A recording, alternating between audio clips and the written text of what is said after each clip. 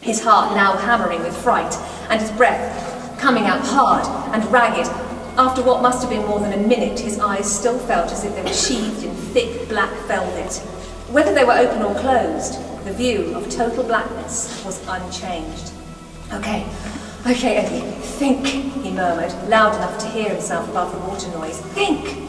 The man knows where you've gone. In a few minutes, when you don't come back, he'll come for you. Just wait. There'll be a torch flashing in here anytime. Anytime now.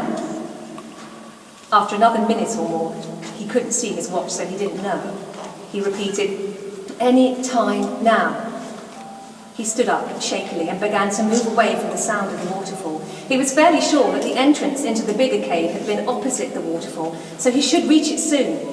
His hands out in front of him, he shuffled forward, feeling through the air for the wall of the cave. Once he had the wall, he would work along it, moving away from the waterfall noise, and this would take him to the passage out of here.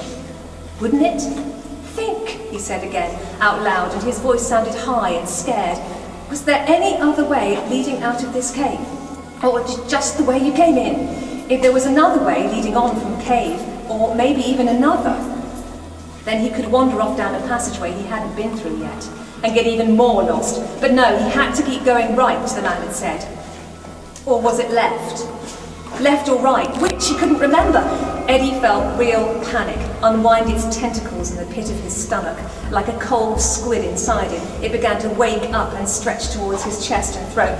No! He stopped and breathed as evenly as he could. Cool. Calm.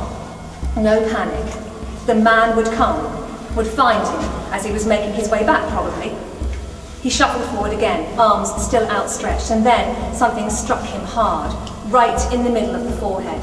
Blue and red stars suddenly bloomed across his vision like a small firework display, the only light he could filter into his brain in this pitilessly dark place. But he knew it was just inside his own head. He felt dizzy as he lifted his hand to his brow. It was sticky. He was bleeding. A low-hanging stalactite had found him. More dizziness assailed him. He knew he should get his head down or he might faint. He crouched down, feeling the smooth ripples of the limestone beneath his palms, and leaned his head down between his knees.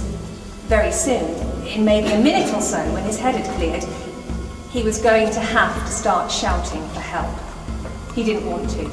Actually hearing himself cry out for aid would make this whole thing very, very real.